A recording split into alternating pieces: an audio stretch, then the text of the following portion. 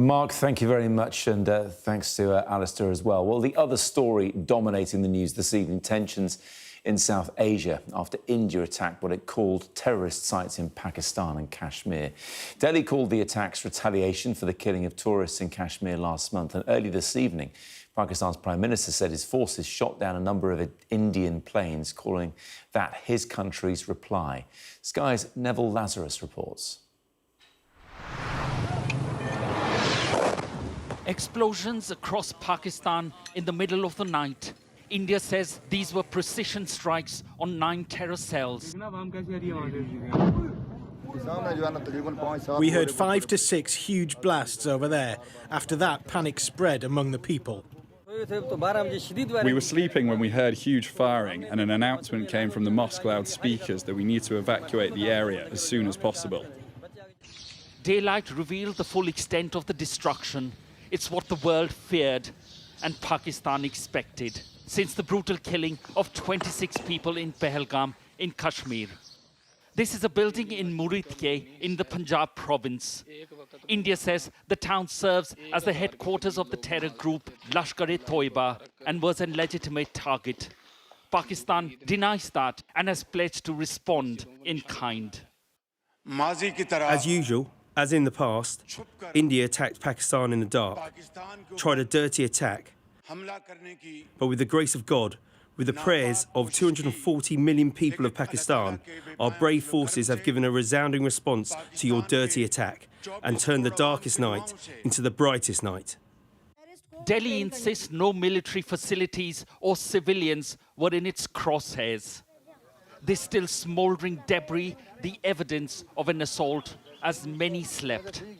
These actions were measured, non-escalatory, proportionate and responsible. They focused on dismantling the terrorist infrastructure and disabling terrorists likely to be sent across to India. Caught in the crossfire are civilians, many killed and many more injured as soldiers from both sides exchanged artillery fire across the 500-mile line of control. As tensions escalate, airports are either empty or closed, and ordinary people now fear what could happen next. Indian army have attacked the mosque, the prayer place, and they have killed the civilians. They have no mercy on us.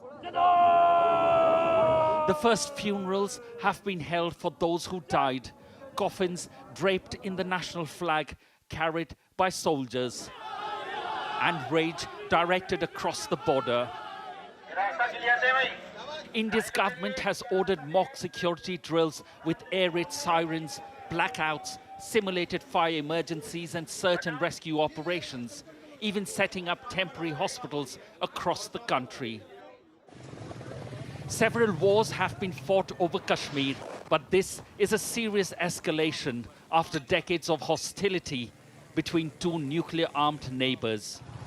That's why the world is worried about what could happen next. Neville Lazarus, Sky News, Delhi. You're watching the UK Tonight on Sky News. Still to come, the government's plan to give criminals more jail time if they refuse to attend their sentencing. I'll be speaking to the aunt of Zara Alina, whose killer refused to come to court. Also ahead, infected blood victims demand quicker compensation as the inquiry opens for 2 days of special hearings. And also why teenagers could soon be driving trains across the country.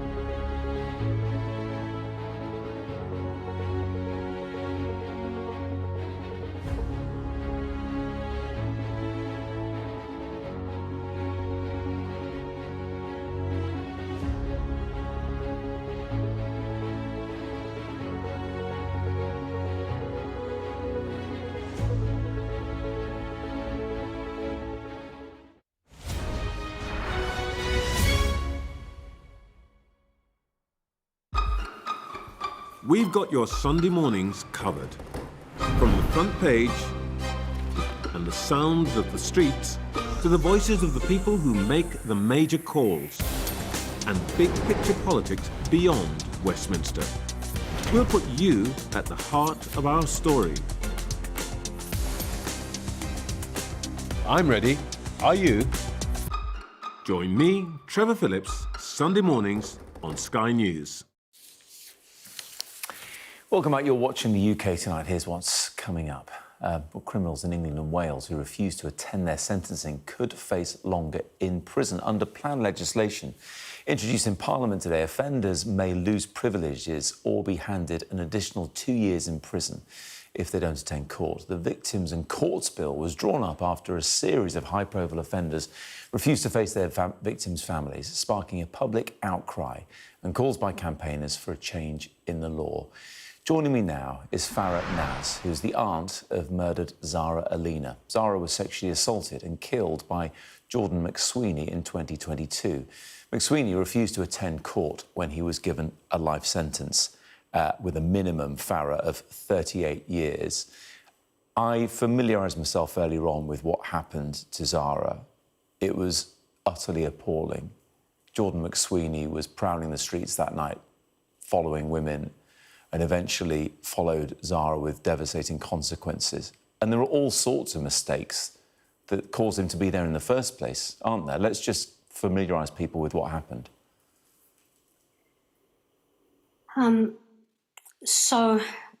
First of all, he was on probation and he broke his conditions, his licence conditions, and there was a failure by probation services to undertake the correct paperwork to make a recall, as he'd broken his conditions, and there was a delay in the recall. There was then a delay in contacting the police to recall him. There was then a delay in the police picking him up, and then there was a mistake actually in the picking up process. The case was closed when they hadn't yet found him. So the case normally should remain open if you can't find a felon that needs to be picked up. And so he was left free on the streets, having broken his conditions, his licence conditions, to do as he would. Previous to all of this, he was incorrectly assessed as medium risk when he should have been assessed as high risk. And all of this, there are more mistakes, but this is a summary of the mistakes that were made. And the reason I ask you to share that and talk about it is because you then get to court, having lost Zara. He pleaded guilty, and when it came to sentencing, he doesn't show up. You've gone through all of this, being let down by the system. What was that like, knowing he wasn't even there to face the music? Well, it made a farce out of the process. You know, it robbed the justice process of its weight. The room felt empty. The dock was empty. It's a large space in the courtroom, and it left us feeling that we were speaking into silence, and that the waiting for a reckoning that just wasn't going to arrive. We'd written our victim impact statements hoping that he would hear the impact of his actions upon us, that he would hear what Zara was like and how he'd completely destroyed an innocent person's life. So closure at the time fell out of our reach. It felt out of our reach. The impact, Farah, of your actions and other relatives since then, who've also been let down and not had the perpetrators hear those victim impact statements, well, it's led to this change in the law now. Let's hear what Justice Minister Alex Davis-Jones had to say about you and others leading this campaign to my colleague Sophie Ridge a bit earlier on. I pay massive tribute to Farah, Zara Alina's aunt, and the families of Olivia Pratt-Cobell, Jan Mustafa, Sabina Nessa. There have been far too many victims who have been failed by this, where perpetrators don't attend in person, and the victims and their families don't get to see the whites of their eyes, and they don't get to hear exactly what they've done. It is an important part of our justice process, and it's quite right that they are made to attend. Farah, more recently, people will think of Axel Rudikabana, who didn't show up to face the sentencing, having taken the lives of those 3 girls in Southport. I think a lot of people wonder why this wasn't the case already, why these people pleaded guilty or found guilty are not made to come and hear the sentencing already. You must have found it unbelievable. Matt, we had been warned that this might happen before the sentence hearing. So we were a little prepared. Some families, I understand, did not know about this possibility, this loophole in the system. And I do understand why the loophole is in the system. It was there as a measure to speed up the process of justice when a felon would fall ill for whatever reason that they couldn't attend the courtroom. So the reason why this measure was in place was actually to rush processes to protect victims so that they wouldn't have to wait for a long time. So I totally understand why we have the measure. But what's happened, it's become a loophole that felons now take advantage of. And so that loophole needed to be closed. And so what's happened now is definitely a positive step forward and facilitates accountability. It fosters a sense of shame, reflection, remorse. And these are essential elements of justice, aren't they? We all need to see that. It's a human need for us to see that, to see justice is served. So also, I do believe that this isn't just for victims. This move actually serves society. We all need to see justice being done. I also think it may act as a deterrent, because it's much more frightening, that moment of reckoning for a felon to stand in that courtroom, to face the victims, to face the people that they've hurt, to hear what they've done, to maybe see what they've done on CCTV camera. In our case, this man, this murderer, he said he couldn't attend court because he couldn't bear to see it again, what he'd done. So I think this change now signals a seriousness in implementation. There's a focus on reinstating a part of justice that's non-negotiable, but we mustn't make it a spectacle either. The justice system has to retain its dignity, and we can't drag them in. So obviously it has to be carefully implemented.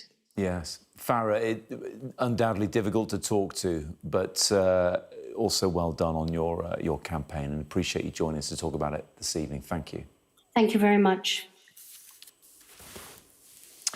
Still to come here on the UK Tonight, the government is told to explain the delay in compensation for infected blood victims.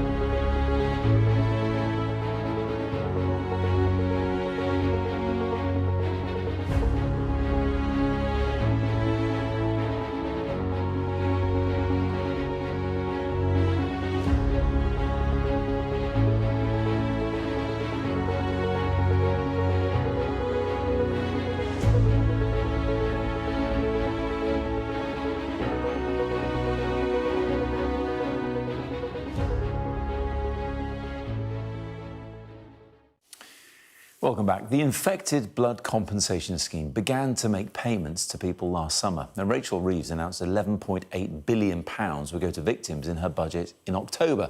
Fast forward to today, though, and the chairman of the Infected Blood Inquiry is holding special hearings this week to examine the government's handling of compensation claims. As of last month, just 77 payments have been made. The Cabinet Office Minister Nick Thomas-Symonds was asked to explain the government's response this afternoon. The amounts people actually get and the criteria that they have to satisfy to get them have been determined solely by government, not by the body set up to administer the scheme. That's right, isn't it?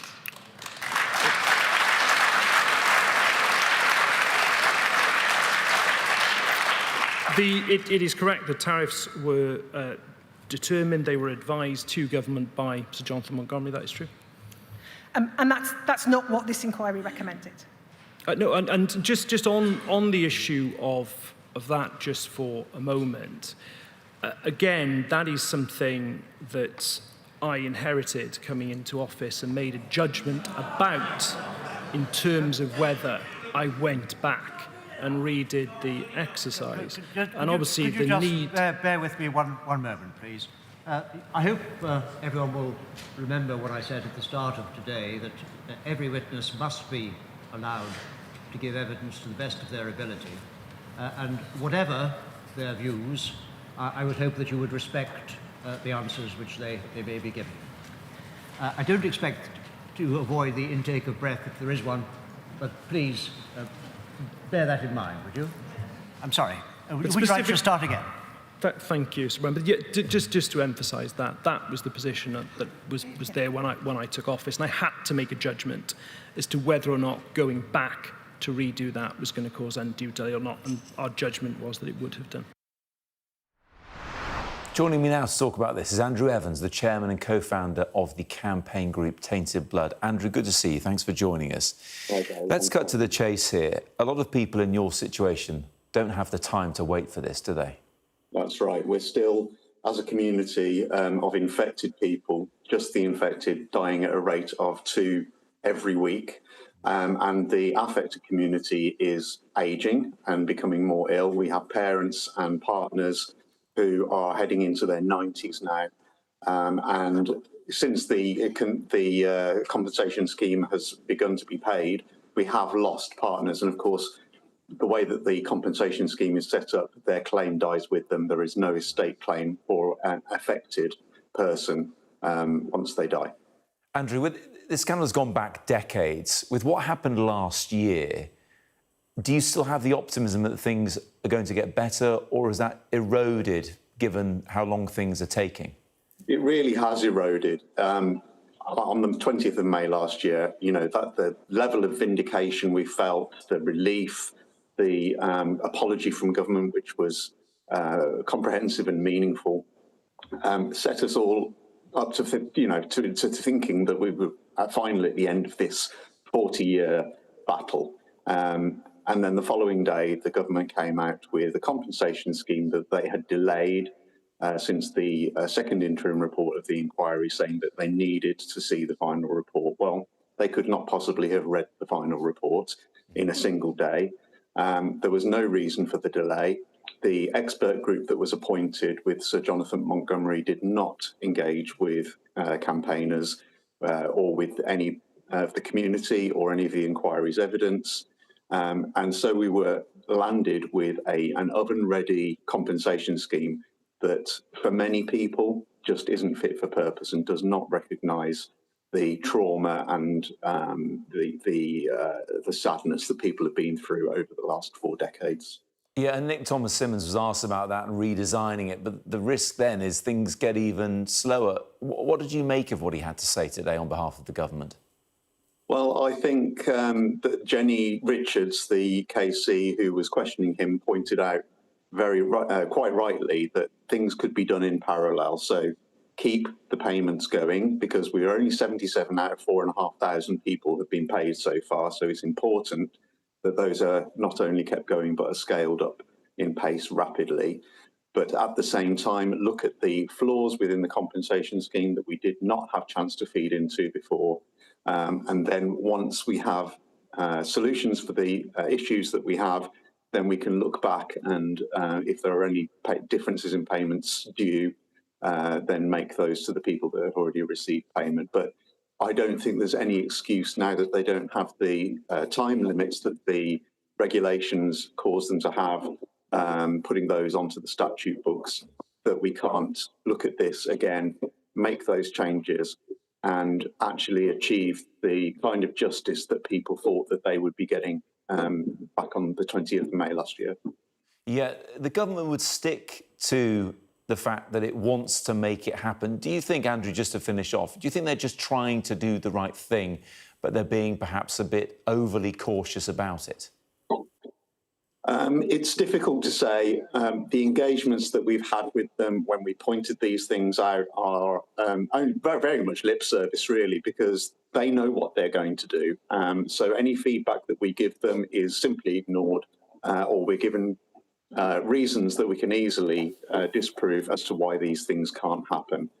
So, you know, whilst there is certainly goodwill on behalf of certain ministers, let's say, we think that the civil service in the background is really pulling the strings, and you know, these changes won't happen while you know, there's money to be saved. Andrew, appreciate you joining us as Andrew Evans, who's chairman and co-founder of the Tainted Blood Campaign Group. Thank you again. Thank you. Teenagers will now be allowed to learn to drive trains in a bid to tackle labour shortages. The government says the minimum age to apply for the role will be lowered from 20 to 18 to help tackle workforce shortages and a looming retirement crisis. The General Secretary of Train Drivers Union, ASLEF, Mick Whelan, joins me now. Good evening to you. Good idea, do you think? Wonderful idea. We've been campaigning for many years. Yeah, because some people do have concerns about 18-year-olds getting behind the controls of a train, don't they? I mean, some of the feedback given to the government suggested that more people felt like that than didn't. Well, yeah, we are the Train Drivers Union. We have a vast experience of the pre and post-privatised industry. And there is a reality that we don't reflect our communities. And we are deterring certain people from engaging and coming forward as train drivers. Now, under BR, I was too old to learn to drive at 23. Then the system changed. Prior to that, you had to be 16, you did 5 years as second person, and then you took your course. But the reality of this is that if you look at the demographics across the industry and the data that we have, the average age of someone coming into the industry is 34. Yeah. That excludes women, excludes people straight from school, excludes communities. It gives us a problem with diversity. It's storing up pension problems for the future. So we'll have some people coming into the industry 18, some at 20, some at 24, some at 35, and some at 40. But with that wider demographic, I think it'll be beneficial for the industry as a whole. And I think the average age of a train driver is 48, and it's getting older at the moment, Mick, because by the end of the decade, something like 30% of the workforce will have retired. You can't bring in enough to replace them quickly enough. Isn't that the problem at the moment? But that's one of the issues. But I mean, you know, you can keep bringing in 34-year-olds to replace them if you bring them in quick enough and can get them trained and got enough instructors and what you need to do. But what you really need to tackle is the overarching problem of the railway not reflecting the communities that we live and operate in. And, you know, with the change in emphasis in education, where people will expect to stay on till 18, having people straight from school who may not want to be going to academia or may not be able to afford to go to college or university, but can go into a well-paid, secure job, is a good place to be. Do you think 18-year-olds will get the same starting wage that 20-year-old train drivers do get at the moment?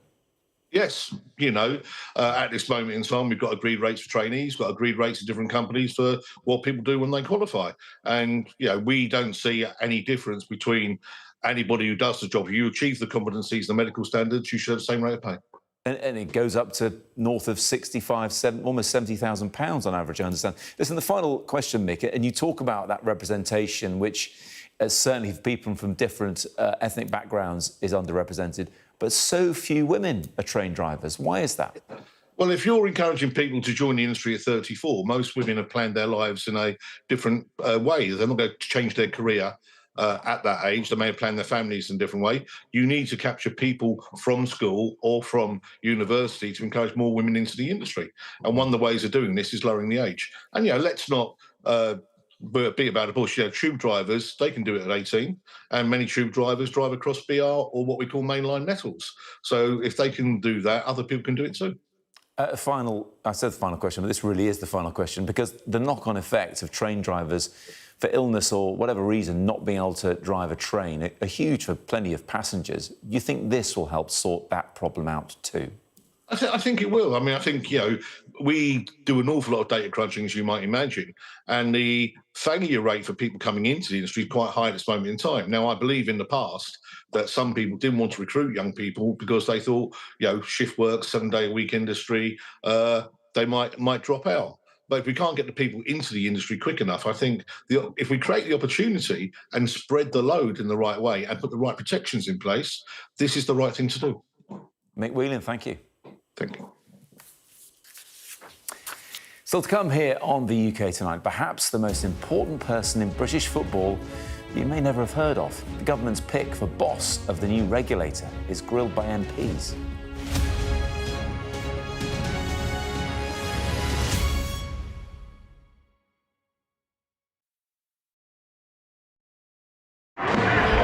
Paris reverberated to the sights, sounds and smells of conflict. There's a focal point to all this anger, and that is Emmanuel Macron. I'm Adam Parsons, Sky's Europe correspondent based here in Brussels. There are dozens of people desperately clambering to get onto that boat. It is a chaotic scene, but it's being watched by dozens of French police officers on the beach. I've reported on migration across Europe, close up on the ground, understanding that sense of desperation and meeting the criminal gangs behind it. This old fishing boat set off from the Libyan port of Tobruk. There were 606 people who were on board. So we've been distributing life jackets to all the people on board this boat, and now the first person is coming on board. This is the ugly side of Italian football. In Italy, everything is really organized. Football's problems with hooliganism, racism were just dormant, and now they're back and they're getting worse. We cover so many countries, languages and cultures and work hard to gain trust to bring you the full story first. Help is slowly reaching these places. It's not just homes, but whole streets like this one that have been reduced to rubble and dust. This is a picture of destruction. Everywhere you look in this mountaintop community, there is absolute devastation. These are the settlers in waiting, keen to start a new life, to annex Gaza for Israel. The least we can do is just kick them out of our land. Gaza, which is just 2 miles in that direction, is under attack again. Getting the chance to tell people's stories, it's a privilege. The Premier League run-in is live on NBC and streaming on Peacock as the race for Europe intensifies.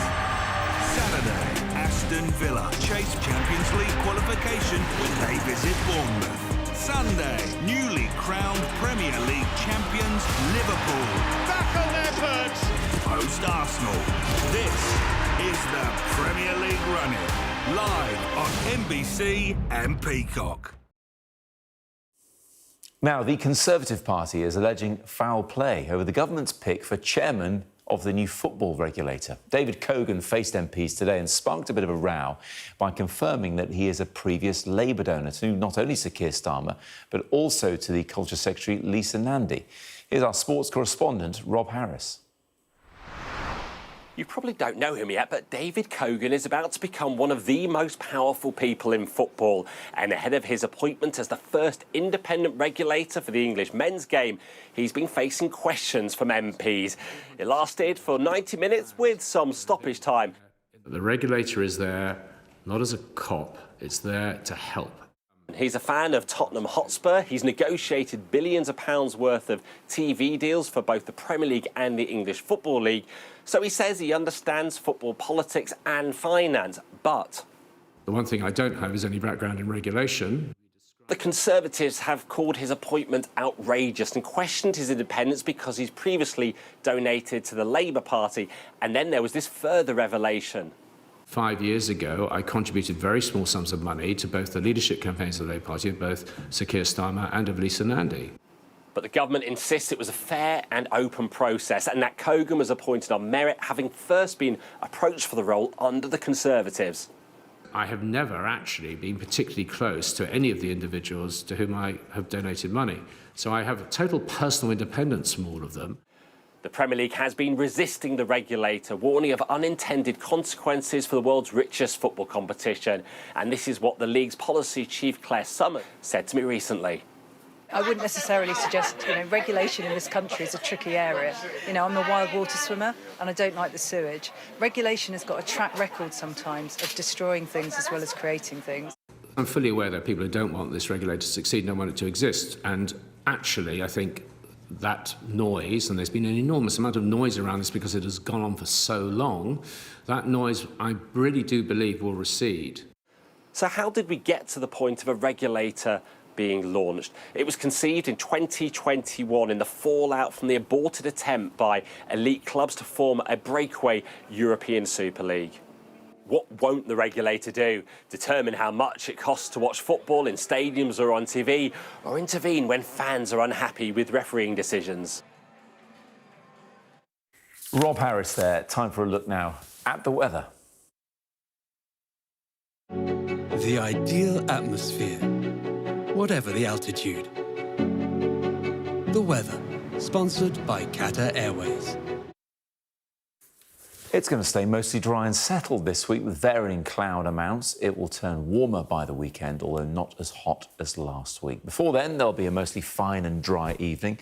But eastern England looks rather cloudy. It'll stay mainly dry overnight, but eastern Britain may catch the odd light shower. The clearest skies will be in the north and the west, where a patchy ground frost is possible.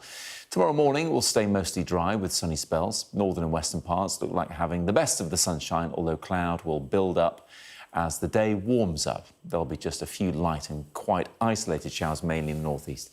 Temperatures similar to today. The afternoon will bring little change, although the cloud will tend to dissipate later. Friday looks like being mostly fine and dry again, but the odd shower cannot be ruled out. Breathtaking views with clear skies ahead. Qatar Airways sponsors the weather. You can also expect smoke over the Vatican tomorrow, but what colour it is, we just don't know yet. That's all from the UK tonight. You can catch up on all the highlights on our webpage. Yalda is here with the world next. Bye for now.